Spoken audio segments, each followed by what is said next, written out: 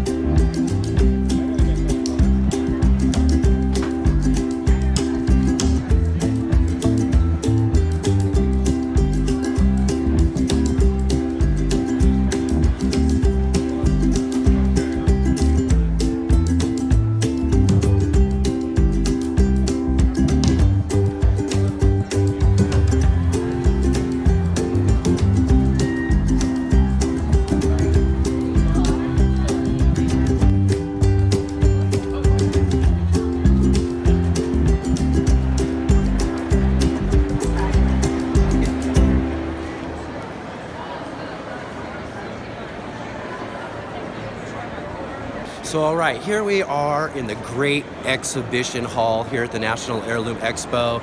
And as you can see all around me here, all of the great, wonderful varieties of different pumpkins, squash, melons. They've got tomatoes, peppers, they're showing carrots, all sorts of things. And as you can see right behind me, the big famous Tower of Squash, the Tower of Food, whatever you want to call it.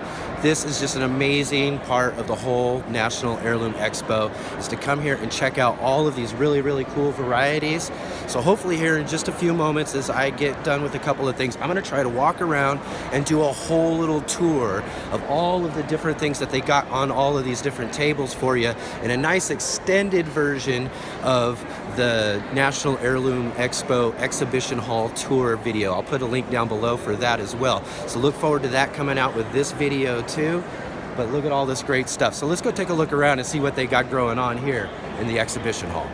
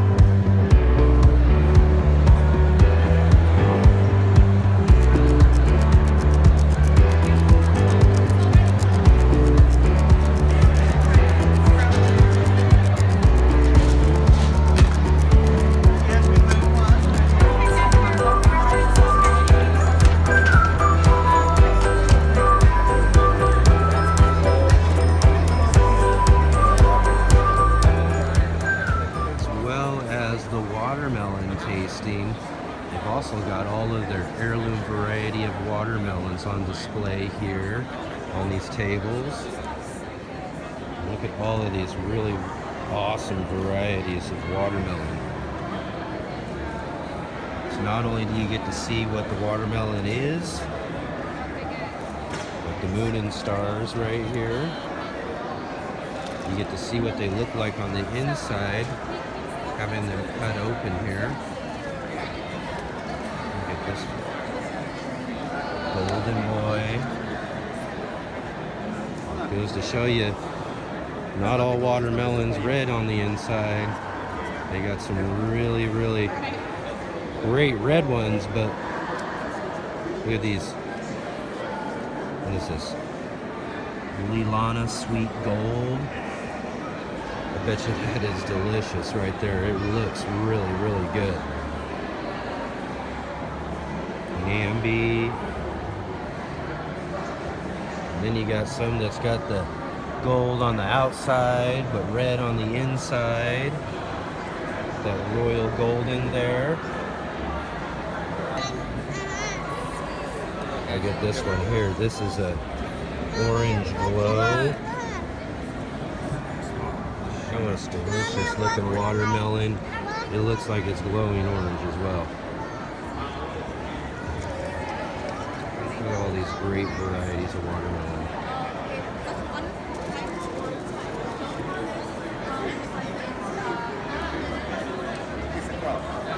One of the things that they got here at the National Heirloom Expo is a giant pumpkin contest. They've got some really, really big pumpkins that have been brought out here for this contest. And as you know, we tried growing a really large pumpkin in our garden. I wasn't expecting anything like this big, but we definitely didn't get anything big at all. If you check out one of our past episodes there, talking about that. But these are some real big ones here. We got a 723-pound pumpkin. This one here is 1,030 pounds. That is huge. Huge, but not as big as this one here. Look at this. 1,542 pounds of pumpkin. Imagine trying to grow that in your garden. We got another one that's just really almost as big at 1,519 pounds. And one just under 1,000 pounds at 982. Those are some exceptional pumpkins.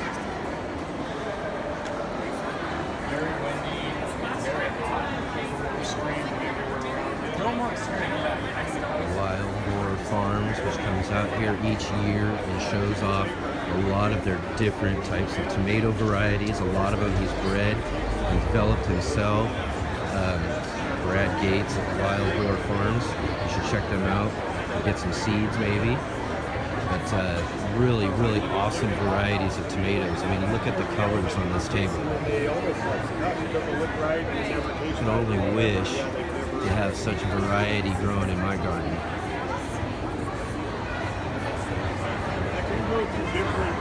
California Rare Fruit Growers has an exhibit here. A couple of tables of different rare varieties of, looks like some pears.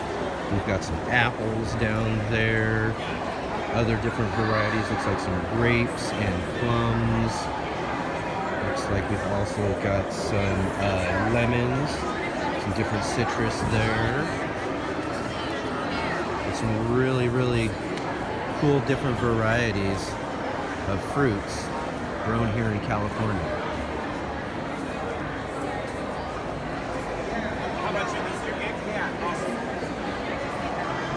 Volker's Ranch Heirloom Tomatoes.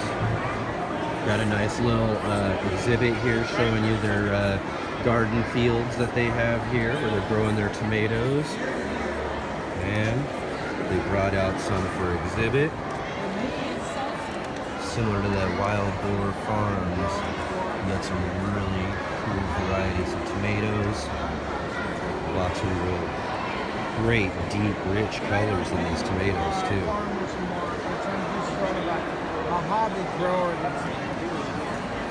And it looks like they got some really cool onions here too that they're showing off on their exhibit. Red candy apple. Everybody knows the Walla Walla. Texas early white. This one here looks really good. The Red Wing.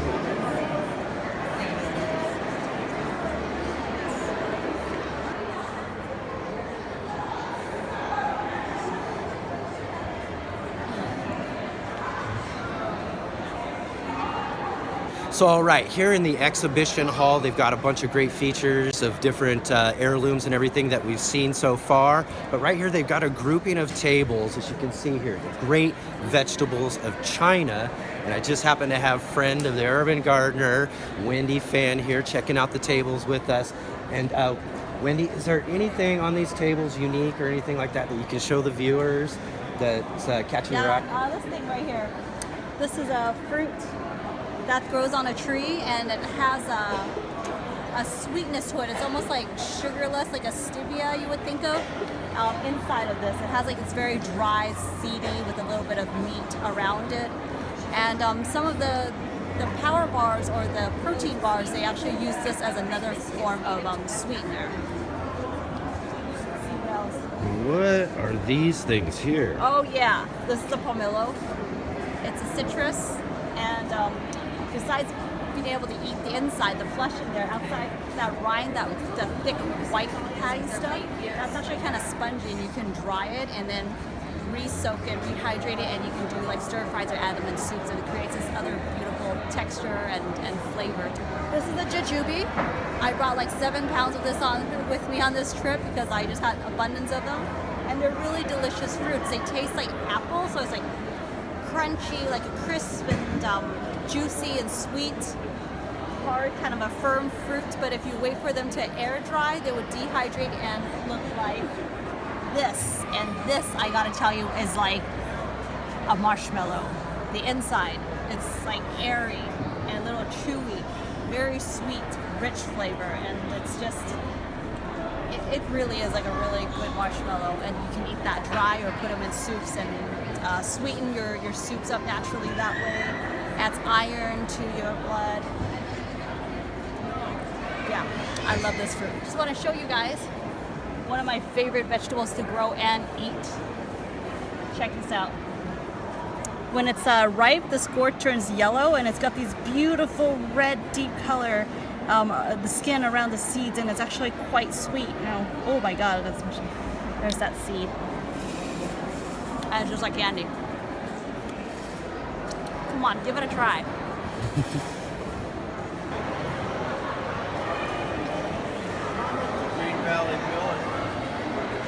Every garden exhibition hall's got to have a great bonsai exhibit.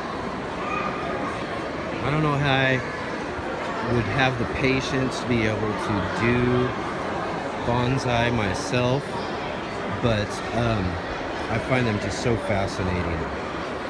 I'd love to have a really nice one someday. Look at these, they're just so intricate. You do so many different varieties and turn them into bonsais.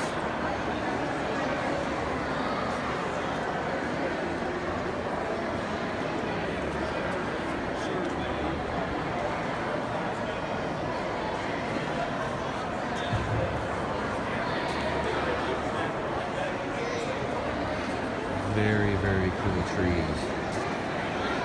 And they got all sorts of them here.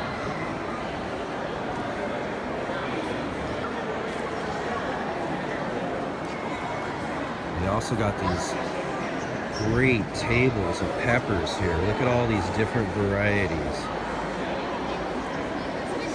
1, 2, 3, 4, 5, 6, 7, 8, 9, 10, 11.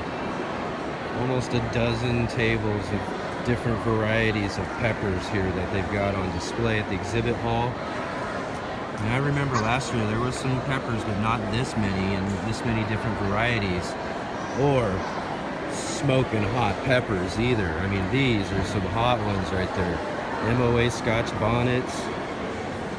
Got some golden Marconis. I do have some red Marconis that we're growing in our garden this year.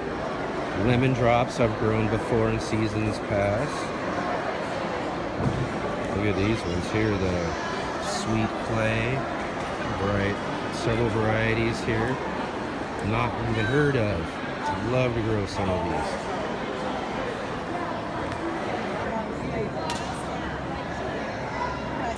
Check out all these corn varieties that they've got here. Peruvian corn varieties. Yeah. Look at these things.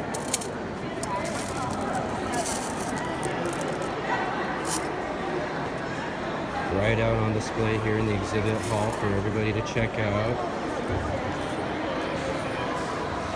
Just beautiful colors. Look at the varieties.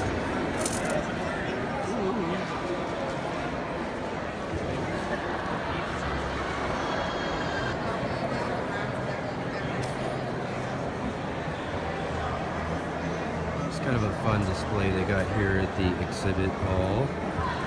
Some flowers, marigolds, and different mini pumpkins, along with a couple of different bouquets of some really cool looking dark flowers there. Look at these ones. Anybody know these varieties of flowers? I'm not too good at my flowers, but those are really, really nice. What I want to show you is right over here. Look at these different varieties of heirloom tomatoes that they got here on display. Some nice brandy wines. Look at these Reese tomatoes. That's a really, really unique looking tomato there. It's really rich colors here. Got some more tables of them over here. The Brave General. These look really, really good. Chocolate pear. I'd love to grow some of those. That would be really, really good. Look at these orange varieties over here at this table. An orange peach. Look at that. That looks delicious.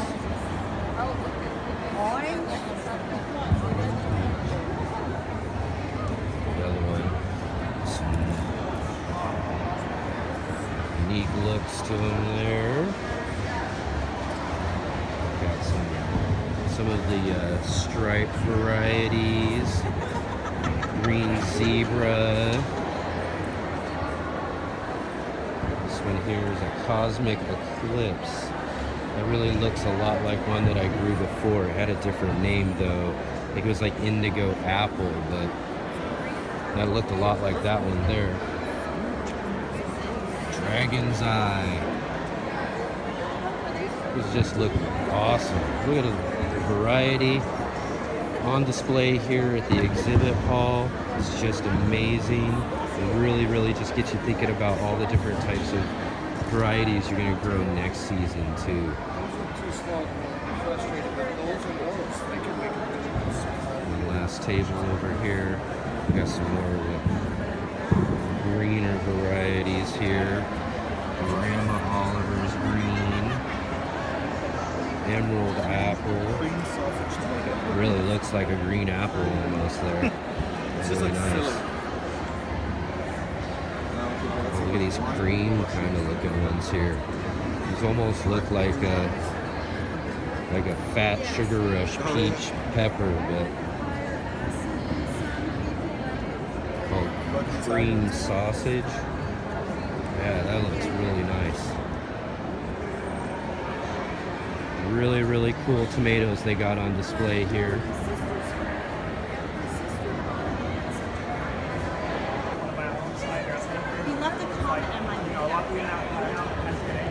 Yep. So I'm wandering around the exhibition hall here, and look who I ran into. It's Jere Gettle of Baker Creek Heirloom Seeds. And Jere, you have a really, really great event going on this year again. And what year are we in now? 9th year. It's hard to believe. It's unbelievable. It still feels like it's like the 2nd year to me. But exactly. All the years melt together with so much beautiful people, and not to mention, not the produce, as you can see. Oh yeah, of course, the big famous stack of squash and pumpkins, everything we look forward to every single year. It's been actually for me my 3rd year now coming out to the expo. I've been really, really enjoying this each and every year.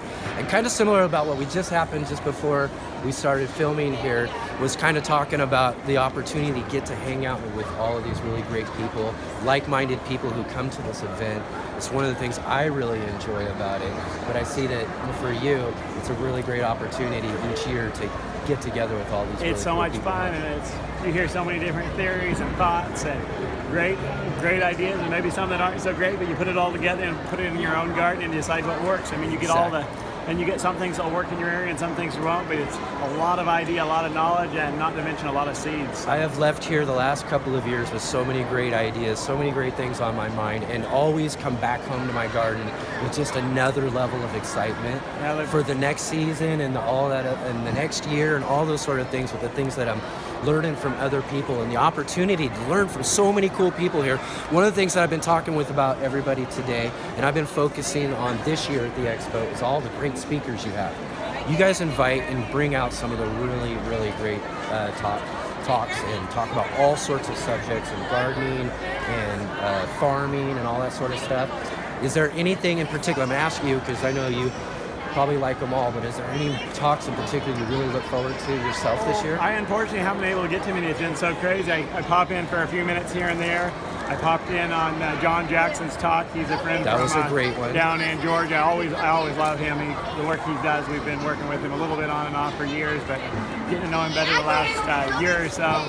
But then, but that was about the only one I really got to pop in on, because it's either with we have 4 kids as well, so between the kids and everything. And you're pretty busy with all the people, like I was saying, getting a chance to talk with everybody and all that. But one thing I did know is that you did get to be a speaker yourself. A little bit. And I got to attend the panel with you and Wendi Phan and David to talk about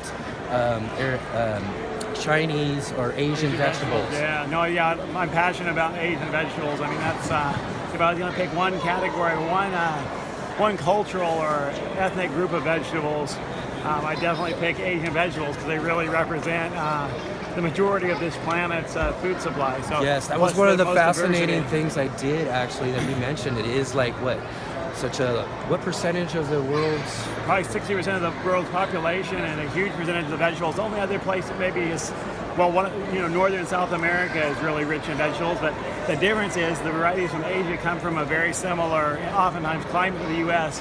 Unfortunately, the ones from Peru, which we love, and we tried to work with, and we still try to work with, take more effort and time than most people can involve because of the totally different conditions, There are definitely some learning curves with growing those things. So much to learn at this event. So. But that's the great thing about the event, is to get out here, check out all these different things that you haven't even thought of, come and see all the great speakers, see all these wonderful things that you guys put so much great time and effort in putting together for all of us. I really want to thank you for the National Heirloom Expo. Really appreciate you coming again. It's always great to see the same faces and all the new faces too. Like we just had visitors yesterday from Japan and China, and it was just amazing the work.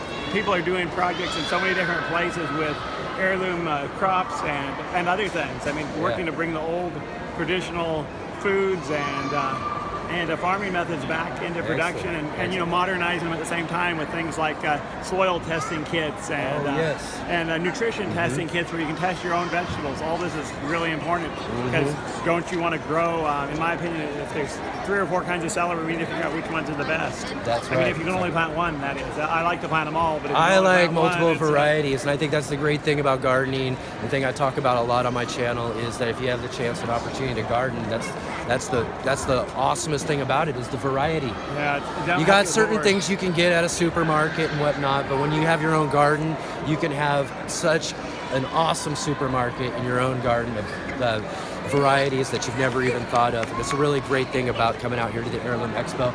So thanks again, Jere. Thank you. And let's look forward to the 10th anniversary next season. Yeah, we're and we'll get together. We got to outdo this year, so we're going to have to work on our hands. I'm really, really excited about it. Thank you. Excellent. Appreciate it. You got it. More tomatoes. Look at these tomatoes here. We got some on display here hanging. That's a pretty cool display. Look at those. Really good. This is from Portland Seed House. Look at all these great varieties. Similar to a lot of the varieties we've seen on display here in the exhibit hall. We've got tons and tons of delicious looking cherry tomatoes here. Look at those. Similar to our dark cherry tomatoes that we're growing. Look at the rich, deep colors, these creams. What's that called? Fuzzy peach. Yes. Excellent looking variety. This is a variety that we did collect on our trips across through Italy. So as well as the peppers that are on display over on the tables there, we've got an exhibitor here who's got some different varieties of peppers. Some really nice ones. I want to try growing this one here. This peach beet jalokia. Yeah, some really hot peppers here. Looks like a cross there. BOC Reaper Orange, Orange Reaper. At least for me. I cook, see, this is what I love. Like on some of these, I dry them. The thing that I like the most about these, I make chili. Here we got a seed carver. Here he's working there and carving and doing his art. You get to watch it up on the screen there. And it looks like he's doing like a scorpion or something right now. One of the things they offer for the kids here, the different classes and everything. So like with the seed carver, we got other fruits and stuff. Lots of really awesome art like these being carved onto various different squash and gourds and melons. I mean, look at the art here. This is just amazing. Look at that. Looks like some grapes inside of the watermelon there.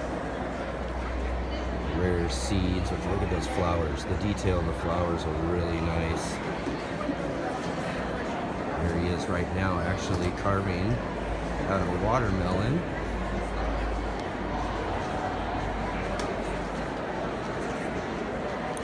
Excellent. Look at that. Real attention to detail. Excellent.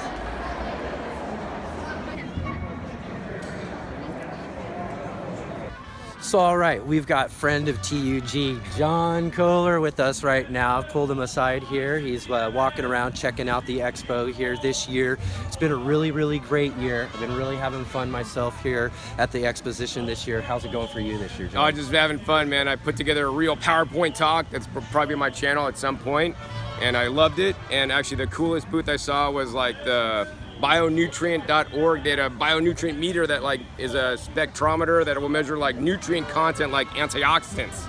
So I'm excited about that coming out, like the real consumer version, like next year. Excellent, excellent. So be sure to check out John's tour of the National Heirloom Expo, which I was lucky enough to be able to help you out filming with for Thank the you last so couple much. of If years. there's camera issues, blame him. That's right. But if you love it, hey, blame him too. There you go. Exactly. So it was really fun to follow you around and do all that stuff and check that out. But one of the things that I've been kind of focusing on when I'm talking with people here at the expo this year is speakers.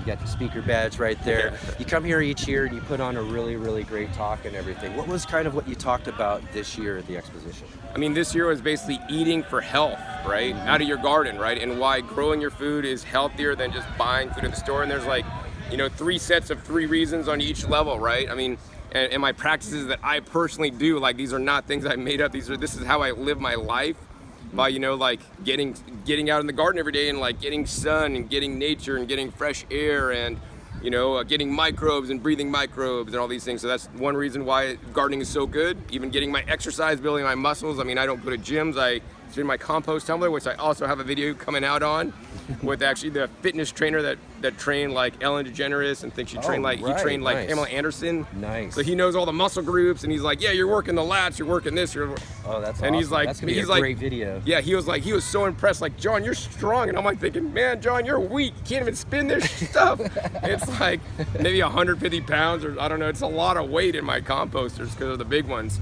Anyways, also I talked about like growing your own food and adding nutrients that, even farmers don't add. Right. So you can have high quality fruits and vegetables, of course, things like the rock dust, the compost teas, the microbes, the fungi, and the fun girls, don't forget them. Don't forget the fun Actually, that was girls. kind of a joke, but I need a fun girl in my life. But yeah, so like adding soil amendments, also picking things fresh. I uncovered, documented scientific journal published data showing significant decreases, like over half of certain vitamins and antioxidant properties of the food after only 15 days of storage. So before I eat a meal at night, my dinner, I go out to my garden, pick stuff, come inside, prepare it, and eat it right then and there. So there's minimal nutrient loss. And of course, growing a garden is so cool because you can grow over 5,000 different kinds of different foods or edible crops in your garden. Whereas if you go to the grocery store, you may have between 100 and 200 different kinds of things, but you think, oh my God, the grocery store produce section is so big, they have so many different things. Oh my gosh, it's just a drop in the bucket in all the different Asian vegetables and perennial greens and crazy things I grow in the desert. They're just so fun. And then of course, my final message on my talk today, and I summed up my talk in like 5 minutes, that's amazing. It was great. Is preparing the food properly, right? If you grow the most nutrient-dense food and then you microwave it or deep fry it, right, you basically lost the antioxidant properties. Yeah, maybe you still got the trace minerals, which are good, but we need these antioxidants to help keep us young, they help us fight disease, all this kind of stuff. So I talked about the best method for preparing your food, right? Yep. It's your teeth. You got it for free and clear. Chew up every food into mush that can be eaten raw, so you're minimally processing it. Of course, some foods do need to be heat processed, before you eat them, where they can be quite toxic to break down the toxins. And of course, I also did recommend things like juicing, which can concentrate nutrition in the produce you're growing and make it a lot easier to digest. Things like leafy greens that most people just don't like to eat. But I could take 1 pound of leafy greens from my garden and then condense it down into just 1 cup or 8 ounces of juice and get the majority of the nutrition out of the leafy greens into me, which is why I'm growing them. And of course, my channel is called Growing Your Greens, because the greens are the most important foods and most important under-eaten foods and least grown foods, because most people grow tomatoes. That's right. Remember, grow your greens. And of course, I talked about vacuum blending, which is new technology for basically sucking the oxygen out of the container before you blend, so you preserve 2 to 3 times more of some of the polyphenols and antioxidant properties of the food, which once again are disease fighting and anti-aging, based on my research.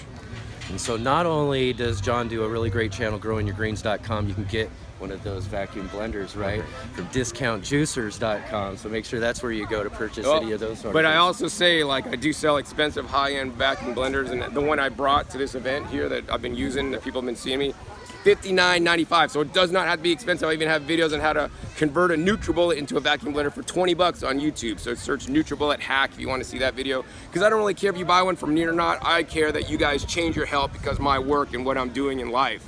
And I'm making a difference. That's the most important thing that I have going. That's absolutely right. And then really, I want to say another thing too, is something I mentioned, I think we talked about it a little bit last time when I was in Vegas talking to you and whatnot, is that coming to the National Heirloom Expo is a great opportunity to really connect with a lot of those people like John Kohler and other people who are really serious and passionate about these sort of things and growing food and doing that sort of stuff. John's a great person and to talk to about that sort of stuff. But what I want to mention is that when you come to the expo like this is a great opportunity to talk to you. One of the things I said before too, John is so generous with his time when he's out in these public settings like this and willing to talk to you about a lot of these different things that you have questions about and all of that. And that is just really one of the bonuses about making and scheduling the time in September to come out here to Santa Rosa at the National Heirloom Expo, so you can see great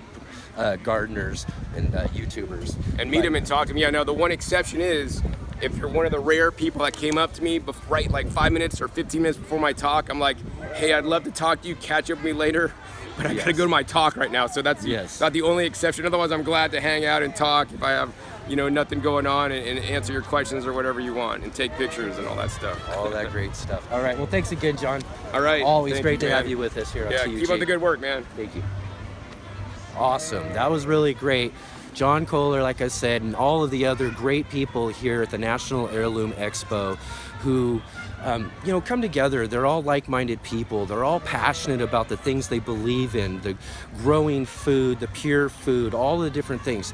And like I said, so many great speakers here. And I got a chance to really spend some good time this year getting to listen and hear about all of these sort of things from a lot of wonderful speakers.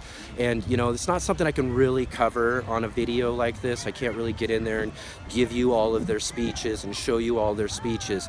People like Wendi and John, if you go and check out their channels and links down below, they post their talks here on their channels and whatnot. But there's a lot of other speakers who don't YouTube or don't put their stuff on their channels. So I really encourage you, again, to make the time in the year to come out here, take vacation time, come out here and really enjoy the experience of being able to see some of the people that you really like, John and all of that. And I'll share just one real quick story. I've got just a small little YouTube channel here. This is just a little thing we got going on for the last couple of years. We're growing, everything's going great, and it's these opportunities that really make me feel good about what we're doing in this channel. And I'll share with you one real quick story here.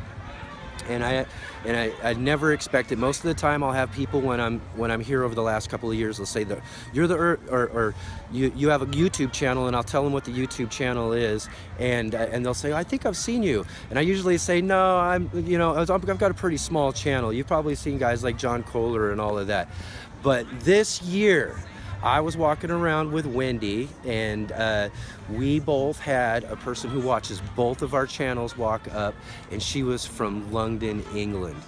Flew all the way out here from London, England to come and see all of her favorite YouTube garden personalities, to check out and experience everything here at the National Heirloom Expo. And I knew that she watched my channel because she walked right up to me and said, "You're the urban gardener." And I said, oh, how awesome is that? In that awesome English accent and everything. So I want to say, if she can come out and spend the time and make the time from England to come all the way out here to Santa Rosa, California, to come and check out this National Heirloom Expo, I hope you can too. So I look forward to hopefully seeing all of you in a future episode or a future expo. But that's going to be it for this episode. I really want to thank you all for following along with me on this really great garden adventure here at the National Heirloom Expo, and getting to check out and meet some of the great people that we got to hang out with here while we've been in just, like I said, just having a really great time. So please give this video a big thumbs up. And if you have any questions, comments, or anything like that, please hit me in the comment section down below. And don't forget to subscribe to the channel. Hit the subscribe button. In fact, hit the bell notification to be notified of upcoming episodes of The Urban Gardener. And I'll see you all again on the very next episode.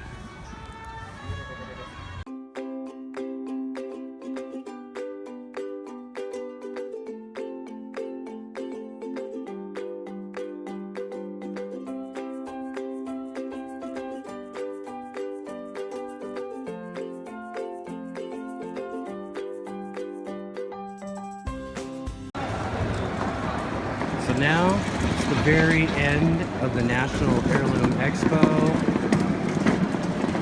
and this is what everybody looks forward to. Everybody gathers here at the very end of the expo. They all line up. People get anxious for what they want to grab and get in some of these great select varieties. And the whole display hall is up for sale. All of the money and proceeds, just like everything else with this exposition, goes to fund school garden projects. So sell, buy. Help teach those kids. We're buying some of these great varieties at the National Heirloom Expo 2019. You see everybody climbing up the mountain, trying to get their different squash, pumpkins. As a lady just described to me, this is kind of like, as you see, as right before all of this gets started, everybody's anxious and waiting next to what they want. And it's kind of like the Black Friday of the heirloom. It's really interesting. There were people even sneaking off and putting things aside and trying to make sure that they get all of the great varieties that they've been looking at over the last 3 days.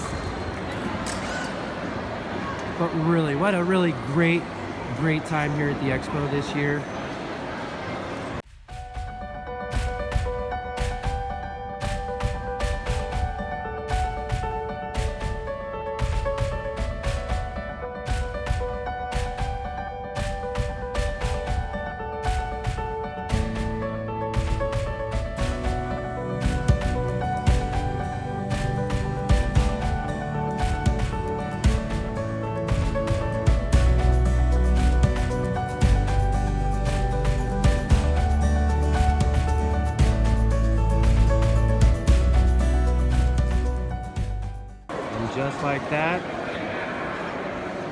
People have pretty much taken all of their favorites and really wiped out all of them tables. See you all again next year.